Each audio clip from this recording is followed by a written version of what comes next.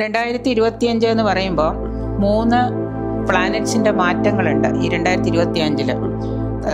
കാലങ്ങളായിട്ട് ആഗ്രഹിച്ചിരുന്ന സ്ഥാനാന്തര പ്രാപ്തി അല്ലെങ്കിൽ സ്ഥാനക്കയറ്റമൊക്കെ കിട്ടുന്ന ഒരു കാലം തന്നെയാണ് ഈ 2025. ഒരു ജൂൺ ജൂലൈയോടുകൂടി വ്യാഴ ശുക്ര സംയോഗം വരുന്നുണ്ട്. അതും ചില രാശിക്കാർക്ക് ഗുണം കൊണ്ടു തരുന്നുണ്ട്.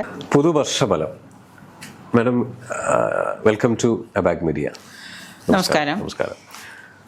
നിരവധി വർഷങ്ങളായിട്ട് ജ്യോതിഷം വളരെ രീതിയിൽ പ്രാക്ടീസ് ചെയ്യുകയും വാസ്തു, ഫെങ് ഷൂയി, ടാരോട്ട് ഈ എല്ലാ മേഖലകളിൽ കൂടെ കടന്നു പോവുകയും ചെയ്യുന്ന സമയത്തും പുതുവർഷഫലത്തിൽ എല്ലാവർക്കും അതിനനുസരിച്ചുള്ള വിശ്വാസങ്ങളുണ്ട്. ഈ രാശിഫലങ്ങൾ എന്ന് പറയുന്നത് എല്ലാവരും അവരുടെ രാശിയുടെ പ്രഡിക്ഷൻസ് 2025 രാശിഫലങ്ങൾ നമുക്കൊന്ന് സംസാരിച്ചാലോ? ഒന്ന് പറയാമോ രാശിഫലം എന്താണെന്നുള്ളത്? തീർച്ചയായിട്ടും. 2025 എന്ന് പറയുമ്പോൾ 3 പ്ലാനറ്റ്സിന്റെ മാറ്റങ്ങളുണ്ട് ഈ 2025. അതായത് ശനി, വ്യാഴം, അതുപോലെ തന്നെ രാഹുവിൻ്റെ ഒരു മാറ്റവും കൂടെ വരുന്നുണ്ട്. ഏതാണ്ട് ഈ കഴിഞ്ഞ കുറേ കാലങ്ങളായിട്ട് ഒരുപാട് പ്രശ്നങ്ങൾ നിലനിന്നിരുന്ന, ഒരുപാട് പ്രോബ്ലംസ്, ക്രൈസിസിലൂടെ കടന്നു പോകുന്നിരുന്ന കുറേ നക്ഷത്രക്കാർക്ക് ഈ 2025 മാറ്റം, പുതുവർഷം കുറേ ഫലങ്ങൾ കൊണ്ടുതരുന്നുണ്ട്. എങ്കിലും ചിലവർക്ക് അതൊരു കണ്ടകശനിയായിട്ടും അതല്ലാത്ത രീതിയിലുമൊക്കെ പല ബുദ്ധിമുട്ടുകളും അനുഭവിക്കുന്നുണ്ട്. എങ്കിലും എല്ലാവർക്കും ഒരു പുതുവർഷം നല്ലതായിരിക്കും എന്നുള്ള പ്രതീക്ഷയിൽ തന്നെയാണ് നമ്മളെല്ലാവരും. പല ദോഷങ്ങളും ഗുണങ്ങളും ഒക്കെ പറയുന്നുണ്ടെങ്കിലും മാത്രമല്ല, ഒരു ജൂൺ ജൂലൈയോടുകൂടി വ്യാഴ ശുക്ര സംയോഗം വരുന്നുണ്ട്. അതും ചില രാശിക്കാർക്ക് ഗുണം കൊണ്ടു തരുന്നുണ്ട്. എന്തായാലും ഈ മേടം രാശി എന്ന് പറയുമ്പോൾ അശ്വതി, ഭരണി, കാർത്തിക വരുന്ന നക്ഷത്രക്കാർക്ക് പൊതുവെ 7.5 ശനിയുടെ ഒരു കാലഘട്ടം തുടങ്ങാൻ പോവുകയാണ്. അവർക്കതിപ്പോൾ തുടങ്ങുന്നുണ്ട്. ആ സമയത്ത് ഇവർക്ക് ഗുണങ്ങൾ കൂടിയും കുറഞ്ഞും, ഗുണദോഷ സമ്മിശ്രമാണ് അശ്വതി ഈ രാശിക്കാർക്ക്, മേടം രാശിക്കാർക്ക്, അശ്വതി, ഭരണി, കാർത്തിക നക്ഷത്രക്കാർക്ക്. ഇവർക്ക് വിദേശയാത്രയൊക്കെ ആഗ്രഹിച്ചിട്ട് നടക്കാതിരുന്നവർക്ക് വിദേശയാത്രകളൊക്കെ സഫലമാകുന്നുണ്ട്. വിദ്യാർത്ഥികളാണെങ്കിൽ പഠനത്തിലൊക്കെ കുറച്ച് വിദ്യാർത്ഥികൾക്ക് പൊതുവെ പഠനത്തിൽ അലസതയും മടിയും ഒക്കെ വരാനൊക്കെയുള്ള സാധ്യതകളൊക്കെ കൂടുതലാണ്. അതുകൊണ്ട് തന്നെ മാതാപിതാക്കൾ അവരുടെ പഠനകാര്യവുമായിട്ട് ബന്ധപ്പെട്ട് കുറച്ച് കൂടുതൽ ശ്രദ്ധ പതിപ്പിക്കുന്ന നന്നായിരിക്കും. ഉന്നത വിദ്യാഭ്യാസമൊക്കെ ഇതുവരെ തടസ്സപ്പെട്ടിരുന്നവർ ഉന്നത വിദ്യാഭ്യാസത്തിന് പോയിട്ട് അവിടെ ചെന്നിട്ട് ഇപ്പോൾ PR ഒക്കെ കിട്ടാതെ, പഠനം കഴിഞ്ഞ് ജോലി കിട്ടാനും അതുപോലെ തന്നെ അവിടെ സ്ഥിരതാമസമാൻ PR കിട്ടാതെ ചിലവർക്ക് ജോലി നഷ്ടപ്പെട്ടവരുണ്ട്. അവർക്കുമൊക്കെ കുറേ മാറ്റങ്ങൾ ഈ ഒരു 2025 മധ്യത്തോടു കൂടി വന്നു ചേരുന്നുണ്ട്. വരുമാനം കൂടുന്നതിനനുസരിച്ച് ചെലവുകളും കൂടുന്ന ഒരു വർഷം തന്നെയാണ്. പല തലത്തിലും ഇവർക്ക് ചെലവുകൾ ഒരുപാട് കൂടുന്നുണ്ട് ഈ രാശിക്കാർക്ക്. കാരണം ചിലപ്പോൾ മാതാപിതാക്കളുടെ ചികിത്സാ ചെലവുകൾ, അതുപോലെ തന്നെ മറ്റ് തലത്തിലുള്ള കുടുംബപരമായിട്ടുള്ള ചെലവുകൾ, സന്താനങ്ങൾക്ക് വേണ്ടിയുള്ള ചെലവുകൾ, കുട്ടികളുടെ പഠനത്തിന് വേണ്ടി, വിവാഹത്തിന് വേണ്ടിയിട്ടൊക്കെ മാതാപിതാക്കൾ പണം ധാരാളം ചെലവഴിക്കേണ്ടതായിട്ടൊക്കെ വരുന്നുണ്ട്. ആരോഗ്യകാര്യത്തിലാണെങ്കിലും ഒരു മധ്യപ്രായം കഴിഞ്ഞിട്ടുള്ളവർ ആരോഗ്യകാര്യത്തിലാണെങ്കിലും കൂടുതൽ ശ്രദ്ധ പതിപ്പിക്കുന്നതൊക്കെ ഈ രാശിക്കാർക്ക് വളരെ നല്ലതാണ്. കാരണം പണത്തിന്റെ സ്രോതസ് കൂടുന്നതിനനുസരിച്ച് ചെലവ് കൂടുമ്പോൾ കൂടുതൽ ഇവർ പണത്തിന് വഴി കണ്ടെത്തണം. കാരണം വർഷമധ്യത്തോടു കൂടി ചെലവ് കൂടുകയും വർഷാവസാനം ഇവർക്ക് ചെലവ് അധികരിക്കുന്നതുകൊണ്ട് ഒരു കടം വാങ്ങേണ്ട ഒരു ബാധ്യതയിലേക്ക് പോകേണ്ട ഒരു സാധ്യതയൊക്കെ വരുന്നുണ്ട്. അതുപോലെ തന്നെ കുടുംബത്തിലാണെന്നുണ്ടെങ്കിലും കുടുംബത്തിലെ ചില കലഹങ്ങൾ, പ്രശ്നങ്ങളൊക്കെ ഈ ശനിയുടെ ഒരു ആധിക്യം കൊണ്ടൊക്കെ വന്നു ചേരാം. അപ്പോൾ മൊത്തത്തിൽ ഇവർക്ക് നേട്ടങ്ങൾ ഉണ്ടാകുന്നുണ്ട്. വിദേശ സ്രോതസ്സിൽ നിന്നൊക്കെ ഇവർക്ക് പണം വരാനൊക്കെ സാധിക്കും. കാരണം നേരത്തെ ശമ്പളം കിട്ടാതെ പ്രവാസികളായിട്ട് നിന്നിരുന്നവർക്ക് ശമ്പളം വർധനവുണ്ടാവുക, വേറൊരു സ്ഥാനാന്തര പ്രാപ്തി, വേറൊരു പുതിയ തൊഴിലിലേക്ക് പ്രവേശിക്കാനൊക്കെ അവസരങ്ങൾ വരുന്നുണ്ട്. വിവാഹം ഇതുവരെ നടക്കാതിരുന്ന യുവജനങ്ങൾക്ക് അവരുടെ ജാതകവശാലും വിവാഹയോഗം ആയിട്ടുണ്ടെങ്കിൽ തീർച്ചയായിട്ടും തടസ്സങ്ങളൊക്കെ മാറി വിവാഹം നടക്കാനുള്ള ഒരു സാധ്യതയുണ്ട്. മൊത്തത്തിൽ പിന്നെ നമ്മൾ എല്ലായ്പ്പോഴും പറയുന്ന പോലെ തന്നെ ഈ രാശിക്കാർക്ക് കോമൺ ആയിട്ട് ഇത്രയും ഗുണങ്ങൾ ഉണ്ടെങ്കിലും അവർ ചെയ്യേണ്ടതെന്ന് വെച്ച് കഴിഞ്ഞാൽ അവരുടെ ജാതകം അറിയാമെങ്കിൽ, അല്ലെങ്കിൽ ദശാകാലവും അന്തർദശാകാലവും ഒക്കെ നല്ലതാണോ എന്ന് നോക്കുക. ഇപ്പോൾ വ്യാഴമാറ്റവും ശനിമാറ്റവും ശുക്രനും അതുപോലെ തന്നെ രാഹുവും ഒക്കെ മാറുന്നതനുസരിച്ച് ഇവർക്ക് ഇത് ശുഭനാണോ എന്നൂടെ നോക്കണം. കാരണം ജാതകത്തിൽ ഇത് അശുഭസ്ഥാനത്താണെങ്കിൽ ഇവർക്ക് ഈ പറഞ്ഞ ഇപ്പോൾ വ്യാഴത്തിന് മൗറ്റുള്ള ഒരു വ്യക്തിക്ക് വ്യാഴത്തിന്റെ ഗുണം ഒരിക്കലും കിട്ടിക്കൊള്ളണമെന്നില്ല. അപ്പോൾ വ്യാഴം മാറിയിട്ട് ഇത് കിട്ടാതിരുന്ന എന്താണെന്ന് വെച്ചാൽ പ്രെഡിക്റ്റ് ചെയ്യുന്ന ആളോടായിരിക്കും, ആ ജ്യോത്സ്യരോടായിരിക്കും അവർക്ക് ദേഷ്യം ഉണ്ടാവുക. അപ്പോൾ പൊതുവെ എല്ലാം ഒന്ന് നോക്കി ഭംഗിയായിട്ട് വെച്ച് കഴിഞ്ഞാൽ ഈ രാശിക്കാർക്ക് പൊതുവെ 2025 ഒരു ശുഭവർഷം തന്നെ ആയിരിക്കും. കുറച്ചും കൂടി ഒന്ന് മാനസികമായിട്ട് ഒരു മനസ്സിന് ബലോബലം ഉണ്ടാകുന്ന കുറേ കാര്യങ്ങൾ, പ്രാർത്ഥനകൾ, അതുപോലെ തന്നെ ദൈവാധീനം ഉണ്ടാക്കുന്ന കാര്യങ്ങളും ഒക്കെ മുന്നോട്ട് കൊണ്ടുപോവുകയാണെങ്കിൽ ഇവർക്ക് നല്ലൊരു വർഷം തന്നെ ആയിരിക്കും 2025 മേടം രാശിക്കാർക്ക്. മേടം രാശിക്കാർക്ക് കഴിഞ്ഞ വർഷത്തേക്കാളും 2025 നല്ല ഫലങ്ങൾ ഉണ്ടാകും എന്നുള്ളതാണ് ഏറ്റവും കൂടുതൽ നമുക്ക് എടുത്തു പറയാം. അതെ. അല്ലെ, ശനിയുടെ ഒരു ആധിക്യം ഉണ്ടെങ്കിലും അവർക്ക് നല്ല ഒരു ഗുണഫലങ്ങൾ നൽകുന്ന ഒരു വർഷം തന്നെയാണ് ഈ 2025. അതിലുപരി ഈ ശനിമാറ്റവും വ്യാഴമാറ്റവും ഈ രാഹുകേതുവിന്റെ മാറ്റവും ഇവർക്ക് വളരെ ഫേവറബിൾ ആയിരിക്കും എന്നുള്ളതാണ്. അതെ. പിന്നെ മേഡം പറഞ്ഞതുപോലെ ഈ പറയുന്ന ഗ്രഹസ്ഥിതി നോക്കിയിട്ട് ദശയും അന്തർദശയും അല്ലെങ്കിൽ ഏതഭാവം നോക്കിയതിനു ശേഷം നല്ലൊരു ജ്യോതിഷനെ അത് വളരെ പ്രധാനമാണ്. കാരണം ഈ അടുത്ത നവംബർ തൊട്ട് 2025 നവംബർ തൊട്ട് രോഗപ്രതിരോധ ശേഷിയൊക്കെ കുറയുന്നുണ്ട് ഈ മേടം രാശിക്കാർക്ക്. അതൊരു മധ്യപ്രായം കഴിഞ്ഞവർക്ക്. ചിലവർ പറയുന്നുണ്ട് 40 വയസ്സിന് ശേഷം ജാതകം നോക്കണ്ട, മാറും എന്ന് പറയുന്നുണ്ട്. ഒരു വ്യക്തി ജനിച്ചാൽ മരിക്കുന്നവരെ ജാതകത്തിനല്ല മാറ്റം, വ്യക്തിയുടെ സ്വഭാവ ആ ഗുണങ്ങളിലാണ് മാറ്റം വരുന്നത്.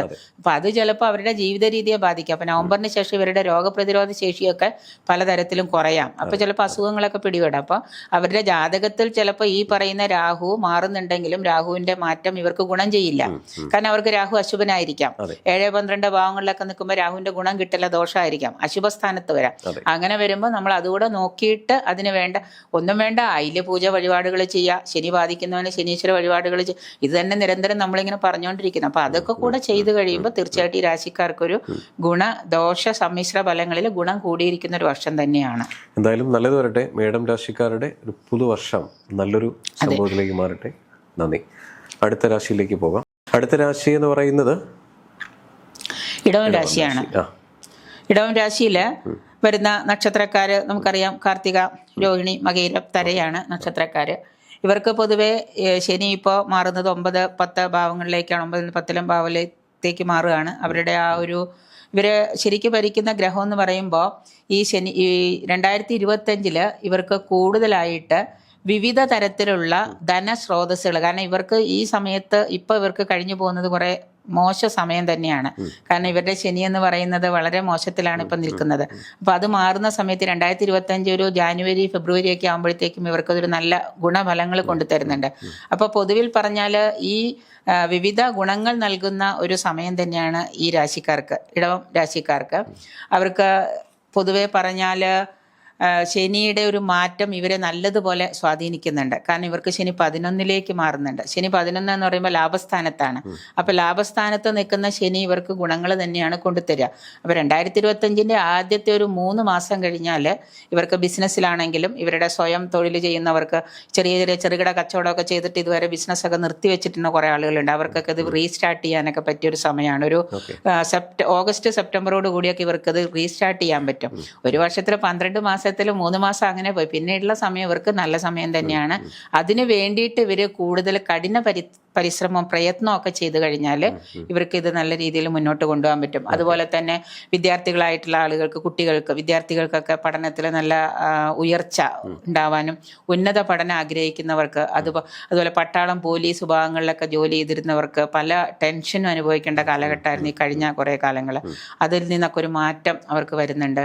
പിന്നെ കുടുംബമായിട്ട് സന്തോഷപരമായിട്ടുള്ള പുണ്യയാത്രകൾ, തീർത്ഥയാത്രകൾ, വിനോദയാത്രകളൊക്കെ ചെയ്യുക. കാരണം കുടുംബത്തിൽ വന്നു പോകാൻ പറ്റാത്ത രീതിയിൽ കുറേ നാളായിട്ട് അകന്നു നിന്നിരുന്ന കുറേ ആളുകളുണ്ട്. കുടുംബമായിട്ട് ഒരു അകൽച്ച, അവർക്ക് കുടുംബമായിട്ട് ചേർന്ന് കൂടുതൽ യാത്രകൾ ചെയ്യാനുള്ള സൗകര്യങ്ങൾ, അങ്ങനെ മൊത്തത്തിൽ ഇവർക്ക് എല്ലാ തരത്തിലും ഒരു മനസ്സിനും ശരീരത്തിനും ഉന്മേഷം കിട്ടുന്ന പല അവസരങ്ങളും ഇവർക്ക് ഈ ഒരു പുതുവർഷത്തിൽ 2025 വന്നു ചേരുന്നുണ്ട്. അതുപോലെ തന്നെ ഉന്നത അധികാരികൾ, ഇപ്പോൾ ഏതെങ്കിലും പൊതു പ്രൊഫഷണൽ രംഗത്ത്, പൊതു സമൂഹ രംഗത്തൊക്കെ പ്രവർത്തിക്കുന്ന ആളുകൾക്ക്, പൊതുസമൂഹത്തിലൊക്കെ പ്രവർത്തിക്കുന്നവർക്ക് ഉന്നത അധികാരികളിൽ നിന്ന് ഗുണങ്ങൾ ഉണ്ടാവുന്നുണ്ട്. വാക്കുകൾ കൊണ്ടും സാമ്പത്തികമായിട്ടും ഒക്കെ ആ അധികാരികളുടെ ആ ഗുണം കൊണ്ട് തന്നെ ഇവർക്ക് പല കാര്യങ്ങളും മുന്നോട്ട് കൊണ്ടുപോകാൻ സാധിക്കുന്ന ഒരു വർഷം തന്നെയാണ്. അപ്പം അങ്ങനെ നോക്കുമ്പോൾ തീർച്ചയായിട്ടും ഇവർക്ക് സ്ഥാനക്കയറ്റം, സർക്കാർ ജോലിയിലിരിക്കുന്നവർക്ക് ഇതുവരെ പ്രൊമോഷൻ ഒന്നും കിട്ടിയിട്ടില്ല, എനിക്ക് കിട്ടേണ്ട പ്രൊമോഷൻ വേറെ ആൾക്ക് കിട്ടി, പക്ഷെ അത് ഈ പ്രാവശ്യം എനിക്ക് കിട്ടാനൊരു സാധ്യത, സ്ഥാനക്കയറ്റത്തിന്, ശമ്പള വർധനവിനൊക്കെ ഗുണങ്ങളുണ്ട്. വിദേശത്ത് ജോലി ആഗ്രഹിച്ചിട്ട് പോകാൻ പറ്റാതെ, വിസയൊക്കെ കിട്ടിയിട്ട് പോകാൻ പറ്റാതിരിക്കുന്നവർക്ക് വിദേശത്ത് പോകാനും അവിടെ ചെന്നെത്തിപ്പെടാനും ഒക്കെ സാധ്യമാകുന്നുണ്ട്. പിന്നെ ഈ ഉന്നത പഠനം ആഗ്രഹിച്ച് വിദേശത്ത് പോയിട്ടുള്ള കുട്ടികൾക്ക് കുറച്ചേറെ ബുദ്ധിമുട്ടുകൾ ഈ വർഷം അനുഭവിക്കേണ്ടതായിട്ട് വരുന്നുണ്ട്. കാരണം എല്ലാ തരത്തിലും ഗുണങ്ങൾ ഉണ്ടാകുന്നുണ്ടെങ്കിലും അവർക്ക് അവിടെ സ്ഥിരതാമസത്തിനായിട്ട് ചിലപ്പോൾ ബുദ്ധിമുട്ടുകൾ അനുഭവിക്കേണ്ടി വരുന്നൊരു വർഷമാണ് ഈ 2025. അതിന് ചിലപ്പോൾ അവർക്ക് ഏതെങ്കിലും തരത്തിൽ അവരുടെ ജാതകത്തിലോ അല്ലെങ്കിൽ അവരുടെ ആ സമയത്തിലോ എന്തെങ്കിലും വ്യത്യാസങ്ങൾ ഉണ്ടെങ്കിൽ അതിനെ നോക്കിയിട്ടൊരു പരിഹാരങ്ങളോ പ്രാർത്ഥനകളോ ഒക്കെ ചെയ്തു കഴിഞ്ഞാൽ ചിലപ്പോൾ അതിൻ്റെ നേട്ടങ്ങൾ അവർക്ക് കിട്ടും. കാരണം വിദേശത്ത് ഇപ്പം അവിടുത്തെ ഗ്ലോബൽ മാറ്റങ്ങൾ കൊണ്ട് അവിടെ സ്ഥിരതാമസമാവാൻ പറ്റാത്ത കുറേ ആളുകളുണ്ട്. അവർക്ക് ചിലപ്പോൾ ഈ സമയത്തിൻ്റെ മാറ്റമായിരിക്കാം അവരെ അത് ബാധിക്കുന്നത്. അപ്പോൾ അതുകൂടെ കണ്ടെത്തി അവരതിനെന്തെങ്കിലും പരിഹാരങ്ങളൊക്കെ ചെയ്തു കഴിഞ്ഞാൽ തീർച്ചയായിട്ടും അവർക്ക് ഈ 2025 ഒരുപാട് ഗുണങ്ങളൊക്കെ കൊണ്ടുവരുന്നൊരു വർഷമാണ്. സർക്കാർ ഉദ്യോഗത്തിലിരുന്നവരോ പല കാലങ്ങളായിട്ട് ആഗ്രഹിച്ചിരുന്ന സ്ഥാനാന്തര പ്രാപ്തി അല്ലെങ്കിൽ സ്ഥാനക്കയറ്റമൊക്കെ കിട്ടുന്ന ഒരു കാലം തന്നെയാണ് ഈ 2025 എന്ന് പറയുന്നത്. അപ്പോൾ പൊതുവേ ഇപ്പോൾ ഇതുവരെ ഉണ്ടായിരുന്ന ആ ആരോഗ്യ പ്രശ്നങ്ങൾ, സാമ്പത്തിക പ്രശ്നങ്ങളും ഒക്കെ ഒന്ന് മാറി ഒരു പുതിയ ഒരു ഉണർവ് അവർക്ക് വന്നു ചേരുന്നുണ്ട് ഈ ഇടവം രാശിക്കാർക്ക്. ഈ ഇടവം രാശിക്കാർക്ക് കഴിഞ്ഞ വർഷത്തിനെ അപേക്ഷിച്ച് കുറച്ചുകൂടെ നല്ല സമയമാണ് വരുന്നത് 2025. അതെ അതെ അതെ. അതിനു പുറമെ ഇവർക്ക് ഈ വരുന്ന രാശി മാറ്റങ്ങൾ, അതായത് നമ്മുടെ ശനിദശയുടെ ശനി, വ്യാഴം അല്ലെങ്കിൽ രാഹുകേതു, ഇവരെ കാര്യമായിട്ട് ബാധിക്കാറുണ്ടോ? ഇവർക്ക് ഈ വ്യാഴം ശുക്രനുമായിട്ട് സംയോഗം ചെയ്യുന്നതും വ്യാഴത്തിൻ്റെ മാറ്റവും ഇവർക്ക് അത്ര ഗുണം ചെയ്യുന്നതല്ല. ഇവർക്ക് അതാണ് മധ്യത്തിൽ എന്ന് പറഞ്ഞ് ചില ഈ രാശിക്കാർക്ക് ചില ഒരു 3-4 മാസങ്ങൾ, അതായത് ഒക്ടോബർ, നവംബർ, ഡിസംബർ ആ ഒരു വർഷാവസാനം ഇവർക്ക് ഈ രാശി മാറ്റം വ്യാഴ ശുക്ര സംയോഗമൊക്കെ കുറച്ച് ദോഷം ചെയ്യുന്നുണ്ട്. കാരണം ഇവർക്ക് ഈ വ്യാഴത്തിൻ്റെ മാറ്റം ശനി ഗുണം ചെയ്യുമ്പോൾ വ്യാഴം ഇവർക്ക് ദോഷം ചെയ്യുന്നുണ്ട്. അപ്പോൾ ജാതകത്തിൽ വ്യാഴം മോശത്തിലാണ് അല്ലെങ്കിൽ ശനി ദോഷത്തിലാണെങ്കിൽ ശനിയുടെ ഗുണം ഇവർക്ക് കിട്ടില്ല. ഇപ്പം ശനി അഷ്ടമത്തിൽ സഞ്ചരിക്കുന്ന ഒരാളാണ്, ജാതകത്തിൽ അഷ്ടമത്തിലാണ് ശനി സഞ്ചരിക്കുന്നതെങ്കിൽ തീർച്ചയായിട്ടും ഈ ശനിയുടെ ഗോചരം അയാൾക്ക് ഗുണം കിട്ടിക്കൊള്ളണമെന്നില്ല. അപ്പോൾ 2025 മൊത്തത്തിൽ അയാൾക്ക് മോശമാവാം. അപ്പോൾ പറയുന്ന നമ്മൾ അതിന് തെറ്റായി എന്നവർ വ്യാഖ്യാനിക്കാം. കാരണം ഇതിൻ്റെ എങ്ങനെയൊക്കെ ആയാലും ഈ പ്രപഞ്ച ശക്തിയിൽ നിന്നുള്ള ആ ഒരു എനർജിയാണല്ലോ ഇവരുടെ ഈ പ്ലാനറ്റ്സിന്റെ മാറ്റത്തെ ബാധിക്കുന്നത്. അത് നമുക്ക് അതിൽ താളവ്യത്യാസം വരുമ്പോഴാണ് നമുക്കും ഈ യോഗങ്ങളൊന്നും കിട്ടാതെ വരുന്നത്. അപ്പോൾ നമുക്കുണ്ടാവുന്ന മൊത്തം ദുഃഖം, ദുരിതങ്ങളാണ്. ഈ ദുരിതങ്ങളെ മാറ്റാൻ നമ്മളുടെ ആ പ്ലാനറ്റ്സ് കൂടി ഓപ്പൺ ആവണം. അതാവണമെങ്കിൽ പ്രപഞ്ചശക്തി നമ്മളോടുകൂടി സപ്പോർട്ടീവ് ആവണം. അതാവാതെ വരുമ്പോൾ ഈ പറയുന്ന വ്യാഴവും ശനിയൊക്കെ മാറും. ഈ പ്രഡിക്ഷൻ മാത്രമാണ് എല്ലാവരും കേൾക്കുന്നുള്ളൂ. പ്രഡിക്ഷനിൽ അപ്പുറത്തേക്ക് കുറച്ച് കാര്യങ്ങളുണ്ട്. അത് എന്തേന്നറിയാനായിട്ട് ഇവരാരും ശ്രമിക്കാറില്ല. അങ്ങനെ വരുമ്പോൾ ഈ ഗുണങ്ങളും കൂടെ ഇവർക്ക് കിട്ടാൻ ഇപ്പോൾ ഗോചരവശാൽ ശനി ഗുണമാവണമെങ്കിൽ നമുക്ക് നമ്മുടെ ജാതകത്തിൽ ശനി നല്ല സ്ഥാനത്തായിരിക്കണം. അല്ലെങ്കിൽ ഇപ്പം ശനിക്ക് മൗഢ്യമുള്ള ഒരാളാണ്, അയാൾ അറിയുന്നില്ല ശനിക്ക് മൗഢ്യമുണ്ടെന്ന്. എൻ്റെ ശനി 11ലേക്ക് മാറി, എനിക്ക് ഈ വർഷം അച്ചടി കയറ്റമായിരിക്കും. 12 മാസം കഴിയുമ്പോൾ അയാൾ തിരിഞ്ഞു നോക്കുമ്പോൾ അയാൾക്ക് ഒന്നും സംഭവിച്ചിട്ടില്ല. കാരണം അയാളുടെ ജാതകത്തിൽ ശനി മാറ്റം. അപ്പോൾ ജാതകം നോക്കുന്ന ആ ഒരു ദൈവജ്ഞൻ അതിനെക്കുറിച്ച് വിശദമായിട്ട് അയാളോട് പറഞ്ഞു കൊടുക്കുക. നിങ്ങൾക്ക് ശനി മൗഢ്യത്തിലാണ്. ചിലവർ അതൊന്നും പറയാറില്ല. ചിലവർ പറയുമ്പോൾ നെഗറ്റീവ് മാത്രം പറയുന്ന ഒരു ജ്യോത്സ്യരെന്ന് പറയും. ശനി മൗഢ്യത്തിലാണെങ്കിൽ ഈ ശനിക്ക് ഇന്ന വഴിപാടുകളും പരിഹാരങ്ങളും ഉണ്ട്, ആ ഗോചരം നിങ്ങൾക്ക് കിട്ടണമെങ്കിൽ എന്ന് പറയുമ്പോൾ 3 മാസം ഇല്ലെങ്കിൽ 4ാമത്തെ മാസമെങ്കിലും അയാൾക്കത് കിട്ടിത്തുടങ്ങും. പിന്നെ ഈ ദൈവം എന്ന് പറയുന്നത് പ്രപഞ്ചശക്തിയാണ്, അതിന് ഈശ്വരൻ എന്ന് പറയുന്ന ഒന്നില്ല എന്ന് വിശ്വസിക്കുന്ന കുറേ ആളുകളുണ്ട്. ഈശ്വരനൊന്നും ഇല്ല, മറിച്ച് നമ്മുടെ പ്രവൃത്തികളാണ്. പക്ഷെ ആ പ്രവൃത്തി ചെയ്യാൻ നമ്മളെ തോന്നിക്കണമല്ലോ. അത് അങ്ങനെ വരുമ്പോഴാണ് നമുക്ക് ഈ ഗോചരവശാലുള്ള ഗുണങ്ങൾ കിട്ടുന്നത്. ഇപ്പം വ്യാഴം നല്ലൊരു സ്ഥിതിയിൽ ജാതകത്തിൽ പോകുന്നൊരു വ്യക്തിയാണെങ്കിൽ അയാൾക്ക് ഗോചരം മോശമാണെങ്കിൽ അതിൻ്റെ ഗുണം കിട്ടും. കാരണം അയാളുടെ ജാതകത്തിൽ വ്യാഴം നല്ലതാണ്. പിന്നെ പൂർവ്വജന്മാർജിതമായിട്ടുള്ള കഞ്ചിത കർമ്മങ്ങളും നമ്മളിവിടെ അനുഭവിക്കുന്നുണ്ട്. അപ്പം അതില്ലാതിരിക്കണമെന്നുണ്ടെങ്കിൽ നമുക്ക് ആ ഗോചരവശാലുള്ള മാറ്റങ്ങളും നമ്മളുടെ ജനിച്ച സമയത്തുള്ള കാര്യങ്ങളും നല്ലതാണോ നോക്കാം. ജാതകം അറിയില്ലെങ്കിൽ നമുക്ക് നമ്മുടെ ജനന സമയം വെച്ചിട്ടോ അല്ലെങ്കിൽ നക്ഷത്രം വെച്ചിട്ടോ ഉള്ള വഴിപാടുകളോ പരിഹാരങ്ങളോ ഒക്കെ നമുക്ക് ചെയ്തെടുക്കാം. അപ്പോൾ ഈ പറയുന്ന ഗുണങ്ങൾ കിട്ടും. എന്തായാലും ഈ വ്യാഴമാറ്റം എന്ന് പറയുന്നത് ഇടവം രാശിക്കാർ നല്ലൊരു ജ്യോതിഷനെ കണ്ട് പൂർണ്ണമായിട്ടും ഒരു പരിഹാരങ്ങൾ എടുക്കുന്നത് നല്ലതായിരിക്കും. പൊതുവേ ഇവർക്ക് ഈ പറയുന്ന ഇടവം രാശിക്കാർക്ക് അടുത്ത വർഷം 2025 നല്ലൊരു കാലം ആയിരിക്കട്ടെ. നന്ദി.